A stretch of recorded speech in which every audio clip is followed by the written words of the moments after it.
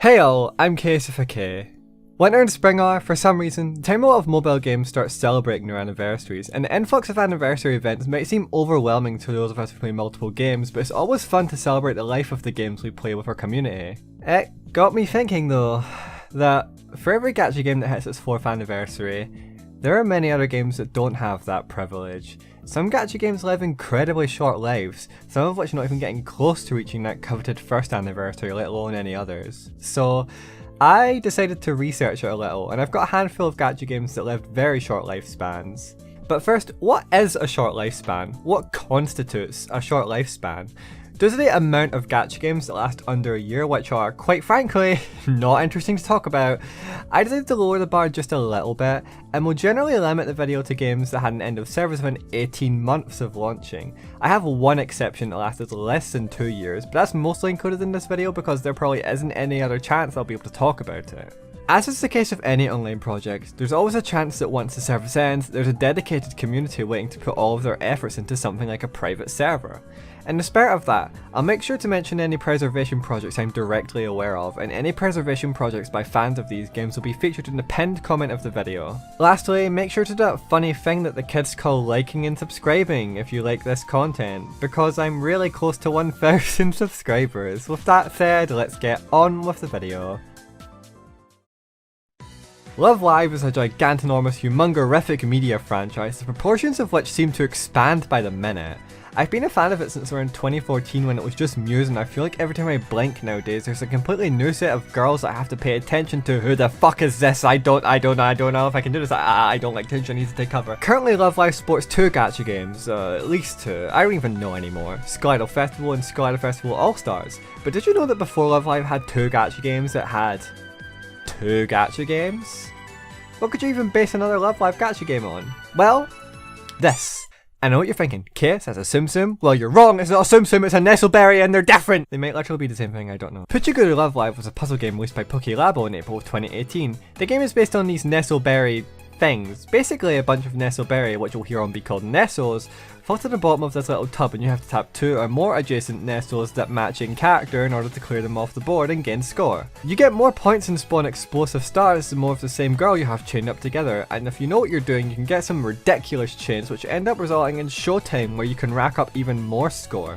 Like most mobile puzzle games, it gives you an objective rather than having you play endlessly, and a time limit to achieve that objective in. For instance, the game might want you to use a character skill 3 times in order to complete the stage, or to tap a star when it appears 5 times. Characters are, of course, summoned for the game's gacha, which provides you nestles for either coins or these things. The gacha also only allows solo pulls unless you pull for the card gacha, which seemed to be more about a couple skills than characters. All in all, the game didn't really have that much content and served as more of a casual time waster, so Love Live game fans weren't super interested in it, which led to its eventual closure at the end of May of 2019, giving the game a lifespan of only 13 months as the Love Live series moved on to its next big hitter.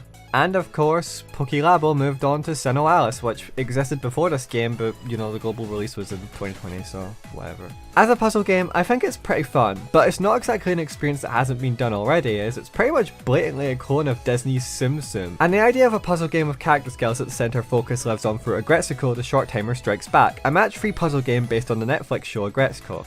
That being said, if you're actively interested in playing Puchiguru Live Live, there's a pretty strong preservation project called the Puchiguru Rescue Project run by the folks at r/Puchiguru, say that 3 times fast, as well as a Discord server. While I haven't really touched the Discord server, I can vouch for the quality of the preservation project, as it's the version of the game I used to capture the footage for this video. While some things such as in-app purchases are missing, it's a very important time capsule into a time where Love Live was in a very important transitional period between its early days and its all-star era.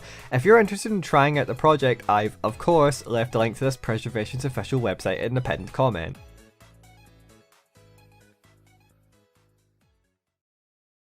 Speaking of Love Live's old era, there exists a very strange moment in Love Live's history where Collab Global was using the gameplay style of Love Live's Sky Festival and completely cloning it to make a game that could better communicate the game style to the youth of the West. But to do something like that, they needed an IP from the West that aligned with Love Live. High school, musical performances, idol clubs. Oh, I know! Sonic Underground! Glee! It was Glee. They made a Glee gacha game. Yay! Glee. Glee Forever, stylized with an exclamation mark, not unlike a certain other game, was a music rhythm game released by Collab Global on July 31st in Canada and Australia, and September 8th of that same year to the rest of the patient Gleeks in the world. In case you're too young to know what Glee is, an opening statement that makes me feel old as shit, it was a TV show that ran from 2009 to 2015, about a high school glee club, aka a singing club. In its 6-year run, it had a massive cultural impact that came from praise of the subversion of high school archetypes, diversity, and the handling of social issues. Said cultural impact also resulted in a massive fandom following known as Gleeks, to the point where some high schools genuinely started running glee clubs en masse, including my high school. I may have been a member of the glee club, which explains a lot. Anyway, me being able to completely recite the soundtrack of Rent at 13 years old aside, Glee Forever is exactly what I said it was earlier. More or less a thinly veiled way to push the appeal of Love Live's gameplay to a Western audience of mostly Tumblr hipsters circa 2015. You play songs, all of which are licensed and would get me a boo-boo from YouTube if I turned on the audio for this footage, using a team of characters you've assembled from the 2009 hit TV show Glee. How do you get these? Well, by scouting them, of course. The gameplay doesn't really have a lot to talk about if you've played Love Live School at a festival, you probably get the idea. However, there are some minor differences to SIF, such as being limited to 8 characters in a team, and a big thing in the middle called a Glee bonus, which is kinda like a Fever Time mechanic, I guess? Of course, a lot of the changes made between the two games seem to be ones that made the game significantly less grindy than its weeaboo cousin, either streamlining, simplifying, or entirely removing certain features in the transition from SIF. Idolization was automatic, there was a shop to buy cards in, and the song HP and Kizuna bars were completely gone from the final game. On the flip side, they added 3 more attributes than Love Live had, though cards and songs encompass up to 3 rather than just 1. I do find it funny that Love Live's at the time petty mechanic, Blue Scouting Tickets, were still in Glee Forever though, and they renamed them to Hall Passes. So if you're a player of a game with absolutely no petty mechanic, just remember Glee's gacha game had one before yours did. For some catastrophic astronomical reason, probably the lack of interest in the series after its wrap up in 2015, or perhaps a lack of license renewal, Glee Forever services were terminated on May 31st, 2016, meaning that for most players in the world, the game only enjoyed a lifespan of 8 months and 23 days. It's probably one of the only times I can think of that a gacha game played with an American license of this caliber as its headliner, and was perhaps a notable example of an early push to put gacha games into some kind of mainstream Western fandom, and with its demise, so too died the Super Hulock gacha game. Nah, I'm fucking with you. Could you imagine a Super Hulock gacha game? To this day, Glee Forever remains a very notably peculiar part of gacha gaming Gleek history that only gets brought up again occasionally by someone saying, "Hey, remember that really weird Love Live game where it was just Glee?" It's just crazy to think that even now that something like that existed, even if it was gone sooner than it came. Man, not even close to a year.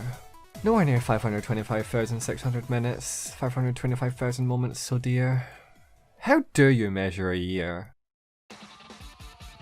Taking a step away from all of these licensed gacha games, I wanted to take a moment to talk about one that isn't based on a licensed property, sort of.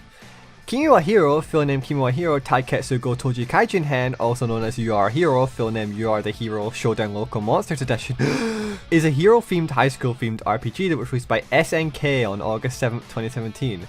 The game extensively features character designs and art by Falcon, the SNK artist best known for his work in the King of Fighters series. Its art style is really neat because it has this sort of emphasis on street fashion, muscle, and exaggerated body parts, but never in a way that made the body parts look wrong.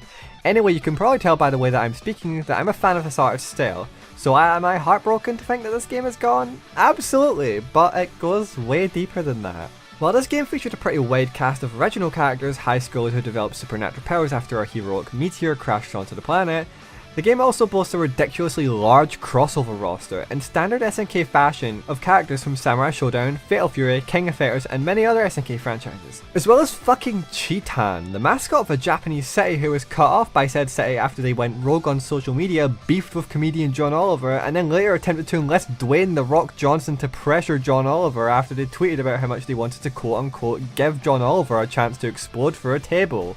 Yeah, that thing. That existed. Where were we? Kimi, wow, whatever. Yeah, back to that, I guess. So the game's main allure by that point was its huge collectible roster of SNK characters, the diversity of which would make the King of Fighters All-Star blush. No hard feelings, KOFAS, I love you, baby. Mwah. But evidently that wasn't enough to keep players coming, as eventually events died down and the game was shut down by July 31st of 2019, just 1 week before its second anniversary. Yes, it barely qualifies, but it's such an interesting game that I don't think I'd ever get the chance to talk about again, and the reason this segment is so short is because there's still still so much of this game that I have yet to learn. No preservation project that I know of exists, and there's barely any evidence on the western side of the web that this game so much as even existed. It's sad to see a game where, despite its promise, it doesn't quite make it to more than 2 years in the market, and even when it's gone, there's absolutely nothing left of it. The same thing happened with Glee Forever. The game only exists as a memory, and is completely inaccessible nowadays. I know, it only barely qualifies for this video, but despite having a marginally longer lifespan than the other games I have lined up on this list, I still want to talk about it, because the idea of preserving these games means a lot, even if that game didn't last a significantly short time. Of course, SNK has moved on to greener pastures, and has a healthy player base for King of Fighters All-Star, their collaboration game with Netmarble, and they seem to have largely learned from their mistakes they might have made during the Kimi wa Hero era.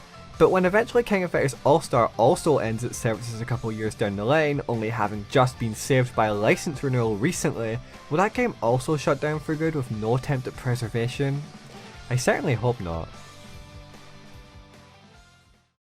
Lastly, to lighten the mood a bit, I wanted to talk about a game that was so unabashedly cloned from another game. Such a shallow attempt at reselling the same idea that didn't work the first time, and hopefully an example of why conveying your license well for your spin-off's gameplay is so important. Hand in hand with Glee, there was another franchise that took Tumblr fandom by storm in the early 2010s, perhaps the whole internet. In Japan, it was just a franchise reaching out to other territories, but in the West, it was the start of a massive cultural impact that changed the anime aesthetic landscape in ways that you probably haven't even noticed. Danganronpa. I remember the initial big boom of Danganronpa back in 2013, the Ishimondo fanbase, the epic mafia lobbies, the chats they roleplay chat rooms, the way we could only enjoy the game for either a PSP fan translation, a terrible anime adaptation, or the Let's Play on Something Awful posted by Oren Ronin. I remember that for some reason, perhaps due to all of the unregistered users logging in to read the Let's Play, they had this weird censorship system in place for unregistered users where certain swear words were replaced with equivalent cutesy words. What a gently caress was that poo-poo about anyway? Eventually they started paywalling the forum, and I vividly recall a Tumblr blog made specifically to circumvent this, which became a rather vintage meme in the Danganronpa community that kids these days will never understand you and your Kokichi Omas and your Kaede's lies. Ho ho.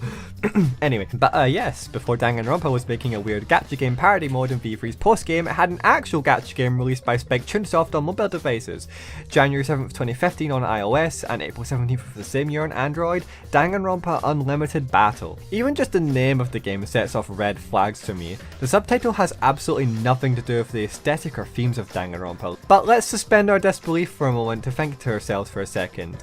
What do you think a Danganronpa gacha game would play like? Maybe a frantic tap-based action game like the real games with a sense of rhythm, logic and flow? Maybe a puzzle game to help you feel immersed in some sort of mystery that the game provides? Well, you're both wrong. Check this out. Boom, Go-Go's Crazy Bones, put Makoto Night again in it, ship it, done deal! The game's idea is that you take some Danganronpa 1 and 2 characters and you slingshot them at these enemies, resulting in a sort of pinball ricochet effect that deals damage to enemies. Simplicity aside, this is just a type of game that doesn't really make a lot of sense to market to Danganronpa fans outside of the fact that, well, it's Danganronpa. And I suppose I have to give it some slack because, much like Puchiguru Love Live, it was from a very important transitional period of the series, and it's probably the result of Spike Chunsoft experimenting and seeing if the series could branch out at all. There isn't really much to say about it, and the illustrations are largely nothing to write home about, being based on sprites, official art, anime styles, or whatever the fuck this is. While they eventually succeeded with Ultra Despair Girls, it's no surprise that Danganronpa Unlimited Battle didn't work out, and the game closed 9 months after its Android release on November 13th, 2015. In its post-mortem, you can clearly see that this just didn't seem like a Danganronpa game. You're probably thinking that this could never have been reskinned from some other gacha game that nobody would have noticed, right? But there's no way it could be like that, right? There's no way it could be that conspicuous, right? Well, it was. Danganronpa Unlimited Battle is, plainly put, a blatant Danganronpa reskin of Kenka Bancho Crash Battle, another gacha game released by Spike Chunsoft which opened on October 20th of 2014. The game's idea is that you take some Kenka Bancho characters and you slingshot them at these enemies, resulting in a sort of pinball ricochet effect that deals damage to the enemies. What, did you expect me to explain it differently? They're identical games. As a matter of fact, thanks to the cutting room floor, we can see that Danganronpa Unlimited Battle was such a blatant asset rip that Kenka Bancho Crash Battle's assets are still in the game files. And with the fact that Spike Chunsoft decided to release the exact same game twice on mobile devices, you must be able to infer that, well, Kenka Bancho did well, right? It must have made a splash for them to decide to chase that high with another one of their franchises, right? March 31st, 2015. 5 months. The game completely shut down before its reskinned sibling Danganronpa Unlimited Battle even released on Android. Spec Chunsoft have been an unsuccessful gacha game, and then when they were planning on shutting that game down, they literally just remade it again, but this time with Danganronpa characters. It's the fucking ninja bread man of mobile games, and coming from a company that puts out consistent bangers of games like Spec Chunsoft, it just leaves me in disbelief. I don't even know what else there is to say about this game. Every time I think about Danganronpa Unlimited Battle, I'm completely incredulous to the fact that this is even a series of events, not by a small cheeky dev looking to cash in, but by the developer of some of the biggest visual novels like Ida Somnium Fells and Zero Escape, and licensed titles of the modern era like the Mystery Dungeon games and Jump Force. This is a real thing that happened! Fool me once, shame on you. Fool me twice, shame on you also, but this time there's Danganronpa characters. So there's 4, or I guess 5? Games that lived incredibly short lives. If nothing else, this video should serve to share the importance of game preservation no matter how good or bad that game is. I was only able to find one of these preservation projects, but if you know of any others, let me know about them and I'll put them in the pinned comment. Additionally, there is a backlog of other games with short lifespans that I'd like the opportunity to talk about if there's any maintained interest in that. But if you know any more of these, then please let me know about them. If you enjoyed this retrospective, please like the video and subscribe if you want to see more content. I know I asked this at the start of the video as well, but it's been a long one, I may as well shoot my shot. Also, please make sure to say hi to me on Twitter at FalcoLambda for video updates, or through my Discord server, the Chaos Club. Thanks for watching, please be excellent to each other, and party on, dudes.